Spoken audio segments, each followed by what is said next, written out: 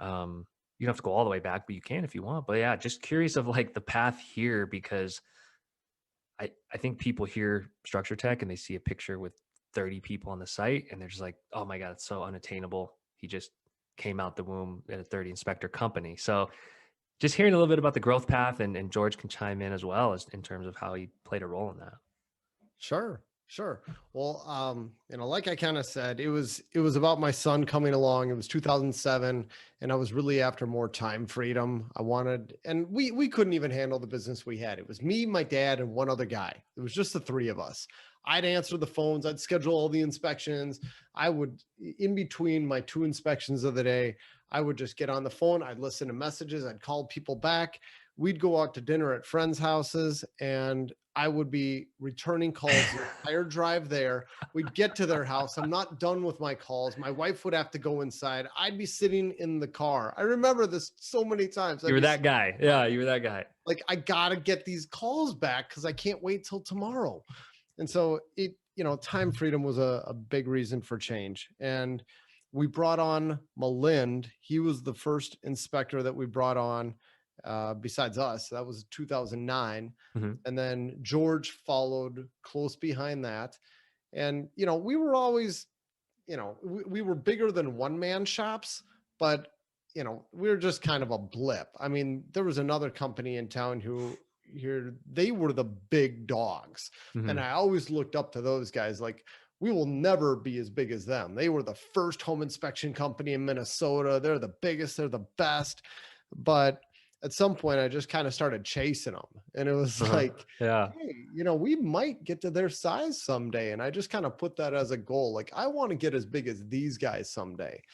And once we grew past that, it was kind of weird. And it was like, wait, what do we do now? It just seems strange.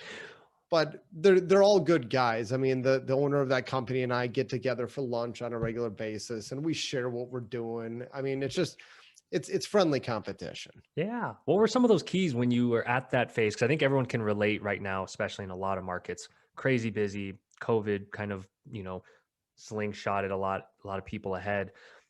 What were you guys doing at that time for your phone to just be ringing off the hook? I kind of, I have a hunch of what the answers are, but like, what do you feel were some of those keys when you were just three of you? I think you said you hired your fourth, maybe, um, of just that nonstop people calling you for inspections.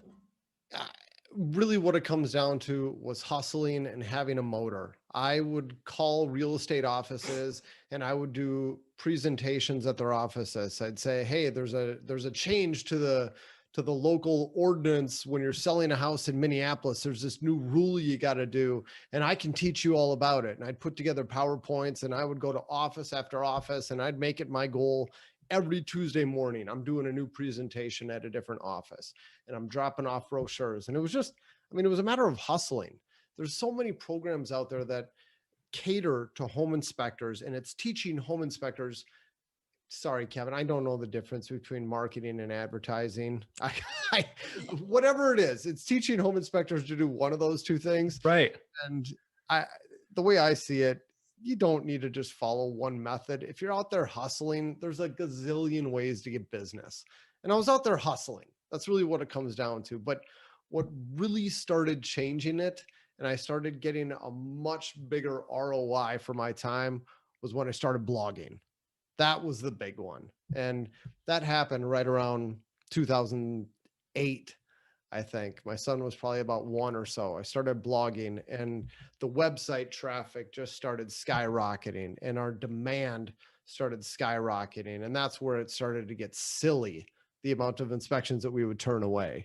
Yeah. And that's where we decided we need more people. I want to pause for a second there. So, for one, for those that don't know, best content producer in our industry, hands down, hundreds of thousands of visits to the website every month, have pieces that have done millions in traffic. So, guys, I always pound the table on people blogging, but like Ruben is proof, if you didn't listen to the last episode, that this can transform your business. But I want to go back to the motor thing because you're right. The classes that Mike and I teach in at InterNACHI, the online stuff I see, it's all so like, I don't want to say basic, but it's technical. It's, there's a technical side, so that's great.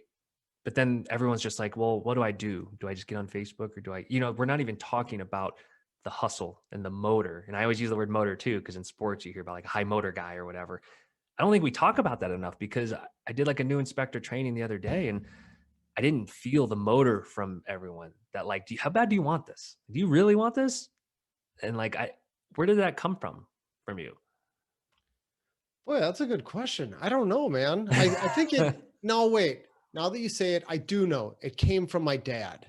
Yeah. My dad was a carpenter growing up, and I was homeschooled. And from the time I was about 6, he would start taking me on job sites. Like, you need a grunt. I just tore down this wall. I need someone to pick all this up and put it in the dumpster outside. Get to it, boy. No, not like that. But I was doing the stuff that nobody ever wanted to do. And I'd see him. I mean, he would not take a break until lunchtime. It would just be go, go, go. And that really got instilled in me. So I can thank my dad for that, I guess. He gave me a good motor, good work ethic. I love it. I love it. And George, I want to shift to you here because. Hi everyone, this is Louis from Spectora. I'm going to put 3 links down in the description below.